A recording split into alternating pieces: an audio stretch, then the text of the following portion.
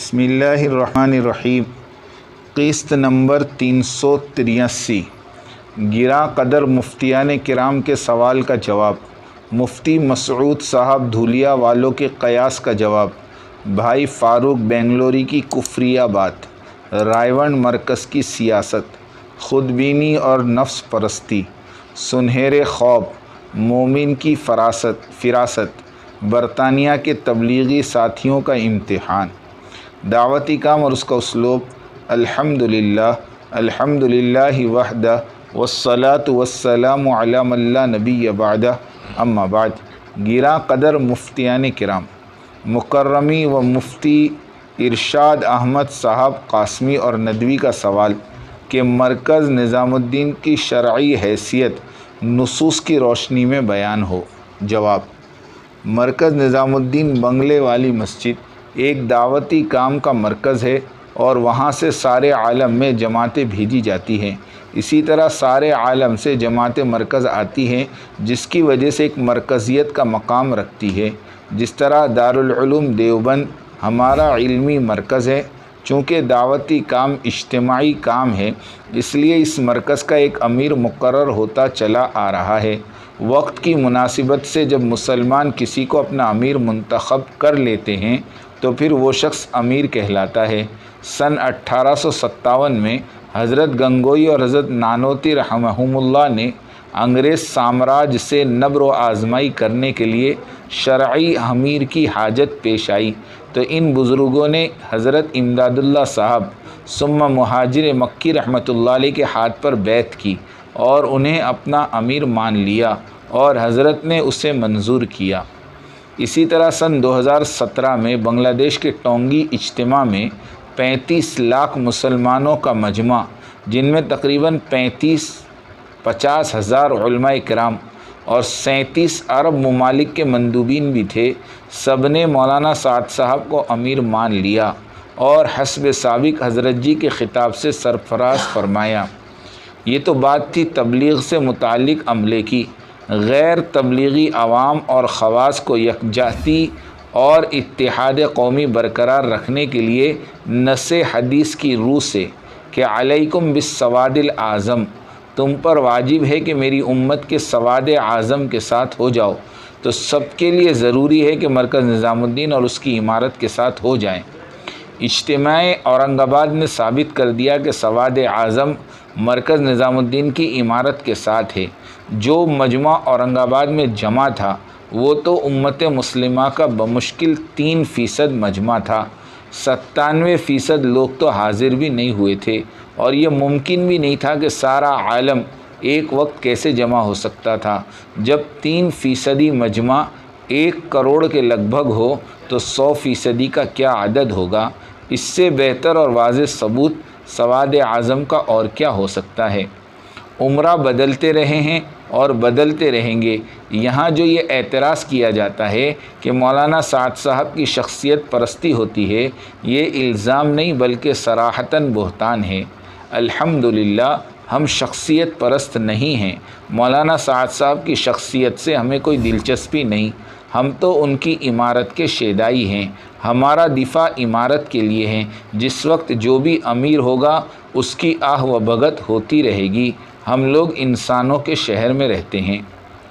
مفتی مسعود صاحب دھولیا والے شرعیت کو ثابت کرنے کے لیے لکھتے ہیں کہ حضرت عمر رضی اللہ تعالیٰ کی وفات کے بعد 2 دن تک عمارت نہ رہی تھی۔ اس وقت 2 دن بغیر امیر کے عمارت کے مملکت اسلامی کا نظم و نسق کون چلاتا رہا؟ شورا ہی نے تو چلایا ہوگا۔ جواب: بہت ہی معصومانہ جواب اور تحقیق ہے۔ ہم نے 373 قسطوں میں عمارت کو ثابت کرنے اور شرعیت کو رد کرنے میں نص قرآن، حدیث، فقہ اور سیرت کے حوالوں کے انبار لگا دیے، اور آپ نے ان قسطوں کے مقابلے میں ایک قیاس پیش کیا جس کا نہ کوئی سر ہے نہ پیر۔ فماذا بعد الحق الا الضلال، حق کے سامنے قیاس کی کیا وقت رہ جاتی ہے؟ مفتی مسعود صاحب، آپ عمارت کو قبول فرما کر حق کے متلاشی اور حق پرست ہونے کا ثبوت دے دیجئے۔ واللہ آپ کے رجوع الی عمارت کی وجہ سے عوام کے سنبھلنے کا سامان ہو جائے گا۔ ہمیں بچپن میں پڑھی ہوئی اکبر بادشاہ اور بیربل کی کہانی یاد آ گئی۔ اکبر نے کہا تالاب میں رات بھر پانی میں ٹھہر، صبح میں انعام دوں گا۔ بیربل ٹھہرا رہا، صبح انعام لینے حاضر ہوا تو ملا دو پیازہ جو بیربل کا رقیب ہوتا تھا اکبر سے کہا حضور اتنی سرد رات میں بیربل نے رات پانی میں گزاری ضرور ہے، لیکن تالاب کے سامنے والی جھوپڑی میں قندیل جل رہی تھی، اس کی گرمی سے اسے کچھ نہیں ہوا۔ بادشاہ نے انعام دینے سے انکار کر دیا۔ یہی کہانی آپ کے قیاس میں پائی جاتی ہے کہ خلیفہ ثالث کی عمارت کے اعلان سے 2 دن قبل والی قیاسی روشنی آپ شورائیت کا جواز ڈھونڈنے نکل پڑے، حالانکہ قرآن اور حدیث اور سیرت طیبہ قسطوں کی شکل میں آپ کے ہاتھ میں ہے۔ فَأَمَّا الَّذِينَ فِي قُلُوبِهِمْ زَيْغٌ فَيَتَّبِعُونَ مَا تَشَابَهَ مِنْهُ ابْتِغَاءَ الْفِتْنَةِ وَابْتِغَاءَ تَأْوِيلِهِ، پس جن کے دلوں میں کجی ہے وہ تو اس کی متشابہ آیتوں کے پیچھے لگ جاتے ہیں، فتنے کی طلب اور ان کے مراد کی جستجو کے لیے۔ فائدہ، صاف ستھری کھلی عمارت والی بات کی مخالفت یہ تباہی اور بربادی کے سوا اور کیا لے آئے گی؟ بنگلور کے فاروق بھائی کا ایمان خطرے میں، وہ فوراً توبہ کرے۔ ایک بیان میں کسی کا جواب دیتے ہوئے بول رہے ہیں کہ اورنگ آباد کے اجتماع کے مجمع کی کوئی حیثیت نہیں، مندر کاشی میں اس سے بڑا مجمع ہوتا ہے۔ تنبیہ، مسلمان کے مجمع کو کافروں کے مجمع سے تشبیہ دینا کفر ہے۔ صحیح حدیث ہے کہ جس نے مسلمان کو کافر کہا یقیناً کہنے والا خود کافر ہو گیا۔ اورنگ آباد کے اجتماع میں تو 1-2 ہزار نہیں، لاکھوں مسلمانوں کے مجمع کو، جن میں تقریباً 1 لاکھ علماء کرام، مندر کے غیر مسلم پوجا پاٹ کرنے والے مشرکوں کے مجمع سے تشبیہ دے دی۔ العیاذ باللہ، مخالفت میں بھی حدود اسلام پار نہ کرو۔ اسی طرح سے غیبت، بہتان، حسد وغیرہ کسی حال میں جائز نہیں ہیں، ان سے بچیں، توبہ کریں، مفت میں کیوں اپنا ایمان برباد کرنے پر تلے ہوئے ہوں۔ رائے ونڈ مرکز کی سیاست۔ رائے ونڈ مرکز کی عالمی شورا کے سیاسی کارنامے۔ نمبر 1، پہلے عالمی شورا بنائی اور مولانا سعد صاحب نے قبول نہیں کیا۔ شورا بنانے والوں نے دارالعلوم دیوبند پر پریشر ڈالا کہ مولانا سعد صاحب کے خلاف فتویٰ صادر کرو۔ فتویٰ مارکیٹ میں آیا، دنیا میں انتشار پھیلا۔ باغی گروپ نے بلیک میل کرتے ہوئے مولانا سعد صاحب سے کہا شورا کو تسلیم کرو یا پھر فتووں کا سامنا کرو۔ نمبر 6، شورا تسلیم کر لو تو فتویٰ منسوخ ہو جائے گا۔ دارالعلوم دیوبند والوں سے کہا گیا کہ تھوڑا انتظار کر لو، عالمی شورا قبول کر لی جائے گی، مگر ایسا ہوا نہیں اور نہ قیامت تک کبھی ہوگا انشاءاللہ۔ خود بینی اور نفس پرستی۔ دنیا بھر میں ہزاروں کی تعداد میں تبلیغ کے پرانے لوگ موجود ہیں، تو پھر صرف فتنہ خبیثہ پاکستانی سیاسی عالمی شورا کے 10-12 آدمی ہی مرکز نظام الدین پر عالمی شورا کی شکل میں قابض ہونا کیوں چاہتے ہیں، اور وہ بھی دنیا تمام کے عالمی تبلیغ والوں کے رائے اور مشوروں کے بغیر؟ پروفیسر خالد صدیقی علی گڑھی اور چند گجراتی قوم کے فتنہ باز، اسی طرح رائے ونڈ مرکز کے 4 بدنام زمانہ مضاربہ مافیا والے تو سارا عالم نہیں ہے۔ فتنہ خبیثہ پاکستانی سیاسی عالمی شورا والوں کا مکمل اور سازش ہے، ان کی نیتوں کی خباثت کو ظاہر کرتی ہے کہ یہ بول کچھ رہے ہیں اور کرنا کچھ اور چاہتے ہیں۔ اگر یہ عالمی شورا کے ممبران اپنی نیتوں میں رتی برابر کا بھی خلوص رکھتے تو بجائے اپنی ذات کے عالمی شورا کے لیے دوسروں کے نام پیش کرتے۔ ان کا خود کا نام فہرست میں شامل کرنا ہی ان کی سیاسی بدنیتی اور فساد اور فتنے پرور سازشوں کی غمازی کرتا ہے۔ ان تمام مشتہرین کی نجی زندگی کا جائزہ لیں تو ایک فرد بھی مخلص نہیں ملے گا۔ علی گڑھ کے پروفیسرز کی سیاستوں اور شرارتوں سے کون واقف نہیں؟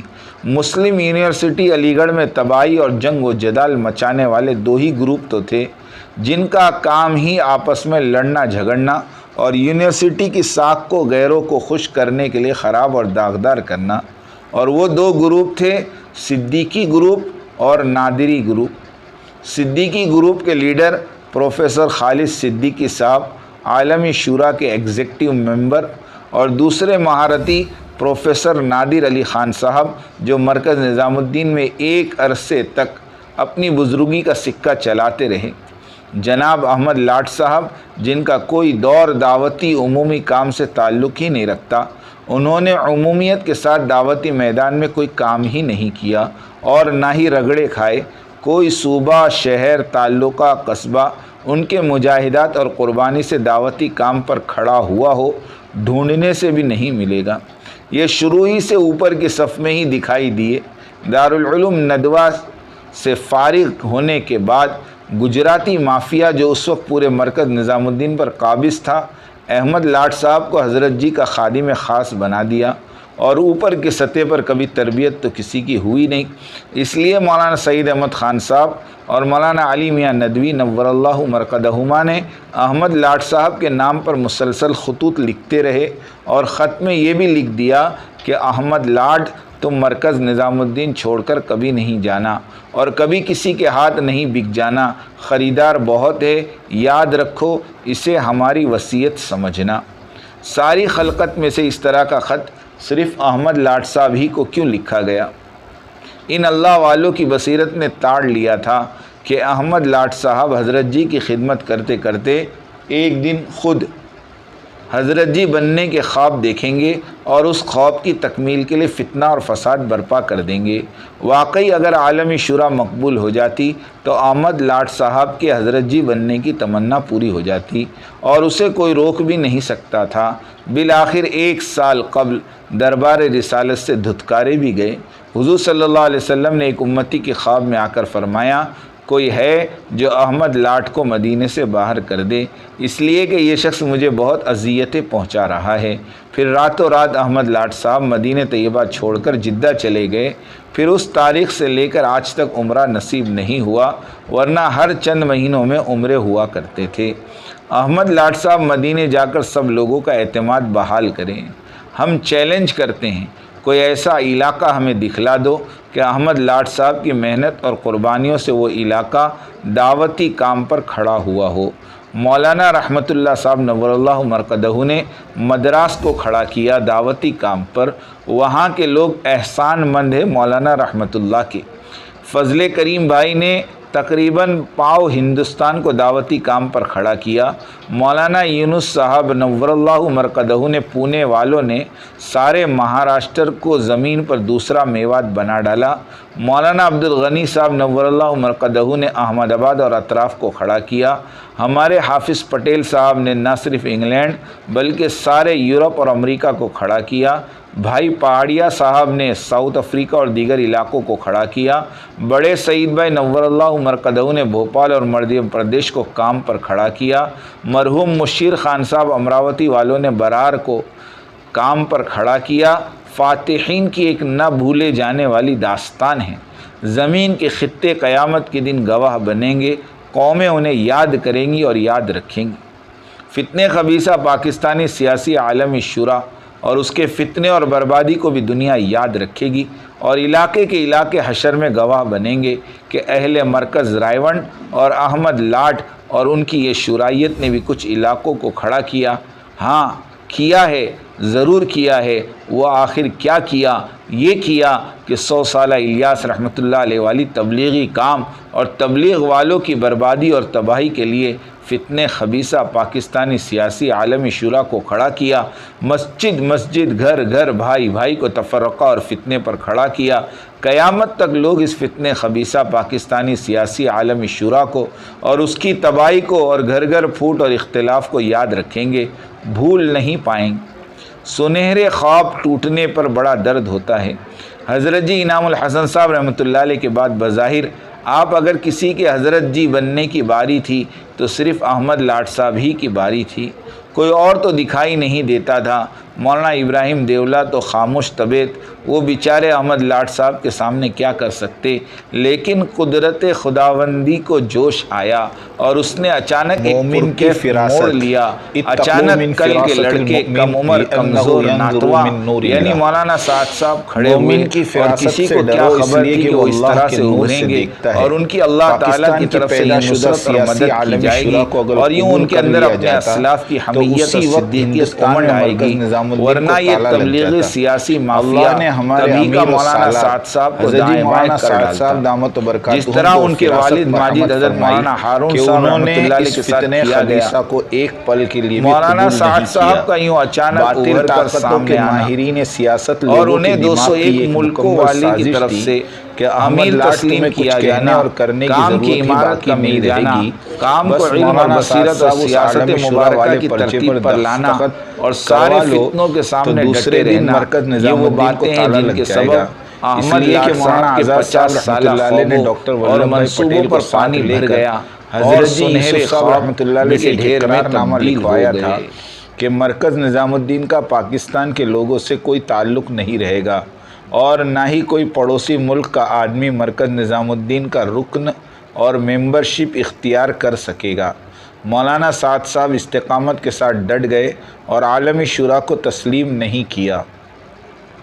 جب دہلی لوٹے پھر اس اقرار نامے کا علم ہوا۔ بغیر علم کے ڈٹے رہنا یہ کرامت سے کم نہیں۔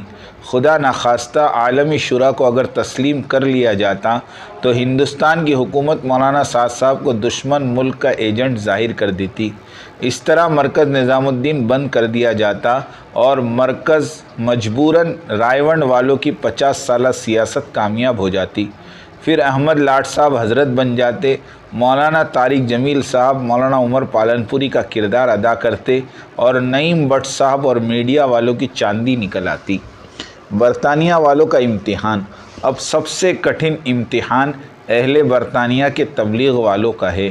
جولائی 2018 فتنہ خبیثہ پاکستانی سیاسی عالمی شورا کا اجتماع ہونے والا ہے۔ اس اجتماع کا مقصد برطانیہ کے تبلیغ والوں کو مرکز نظام الدین کی عمارت سے بدظن اور دور کرنا اور فساد اور فتنہ برپا کرنا۔ چند مہینوں قبل اس کی ابتدا ہو چکی ہے۔ پہلی جماعت نعیم بٹ صاحب کی آئی، پھر ڈاکٹر امجد صاحب کی جماعت، پھر مولانا طارق جمیل صاحب، پھر مولانا خورشید صاحب کی جماعت، اب بھائی سعید انور اور بھی بہت سے قافلے آتے رہیں گے۔ ہو سکتا ہے کہ حاجی صاحب دامت و برکاتہم کو بھی اٹھا لائے۔ سنا ہے کہ مولانا احسان الحق صاحب بھی آنے والے ہیں۔ اگر ہم واقعی دعوتی فکر رکھتے ہیں تو ان سیاسی شرعیت والوں سے خود کو اور اپنے ساتھیوں کو دور رکھنا ہوگا اور خود کو عالمی مرکز نظام الدین اور وہاں کی ترتیب سے جوڑے رکھنا ہوگا۔ عزت اور عظمت دعوتی کام کو دینی چاہیے اور جو مرکزیت سے جڑے ہوئے مرکز نظام الدین کی ہدایات پر حضرت جی مولانا سعد صاحب کی عمارت کو تسلیم کرتے ہوئے کام کر رہے ہوں، وہ بزرگ ہمارے لیے قابل قدر ہیں، اور جو بغاوت کر رہے ہیں، شورائیت کے دعوے دار ہیں، اگر وہ وقت کے قطب اور ابدال بھی ہوں تو قابل ستائش اور قابل عظمت نہیں ہیں، اس لیے کہ امت مسلمہ میں فساد پھیلانے والے، امت مسلمہ کی اجتماعیت کو برباد کرنے والے، سیاسی اور نفس پرستی کی تبلیغ کرنے والے لوگ ہیں۔ شریعت سے ان کا کوئی تعلق نہیں۔ اب برطانیہ والوں کی آزمائش کا وقت ہے، عمارت کے ساتھ کھڑے ہوں یا کمیونزم والی شرعیت کا انکار کرنا ہوگا۔ دونوں کے ساتھ نہیں چل سکتے۔ اسے مداہنت کہتے ہیں اور مداہنت عین نفاق ہے اور ہر نفاق کفر ہے۔ ترجمہ: منافقین جب ایمان والوں سے ملتے ہیں تو کہتے ہیں کہ ہم بھی مومن ہیں، اور جب اپنے شیطان نما تخریب کاروں سے ملتے ہیں تو کہتے ہیں کہ ہم تو تمہارے ہیں۔ مسلمانوں سے ملنا جلنا یہ تو ایک قسم کا مذاق ہے۔ یہ دوہری پالیسی ہی اصل نفاق ہے۔ اس سے بچے بغیر اپنے ظرف و ضمیر کی صفائی ممکن ہی نہیں، اور دوہری مزاج رکھنے والا اللہ کی پہچان سے محروم کر دیا جاتا ہے۔ ہم ہر رشتہ دار اور دوست اور مہربان کی محبت کو اللہ، رسول اور دعوتی محنت کی صداقت کی خاطر قربان کرنے کا اعلان کرتے ہوئے الحب فی اللہ والبغض فی اللہ والی حدیث پر عمل پیرا ہے۔ ہمارا دل رو رہا ہے مگر ہم کسی حال میں بھی اپنی ان کوششوں کو روکیں گے نہیں۔ اللہ توکلت والیہ المشتکا وعلیہ التکلان ولا حول ولا قوۃ الا باللہ وآخر دعوانا ان الحمد للہ رب العالمین۔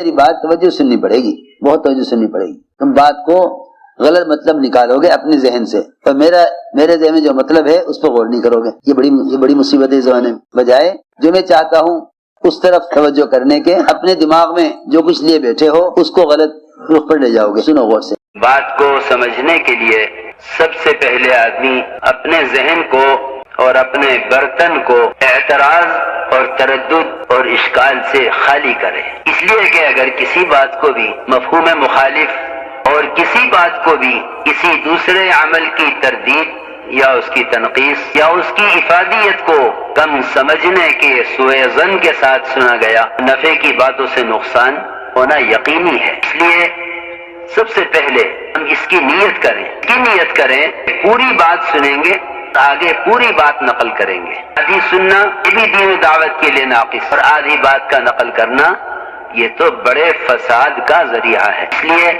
بہت توجہ کے ساتھ بات سننی ہے. اور اگر آپ نے ابھی تک ہمارا چینل سبسکرائب نہیں کیا تو فوراً سبسکرائب کیجئے، ساتھ ہی بیل آئیکن پر کلک کریں تاکہ مزید آنے والی ویڈیو ہیں وہ آپ کو وقت پر ملتی رہیں.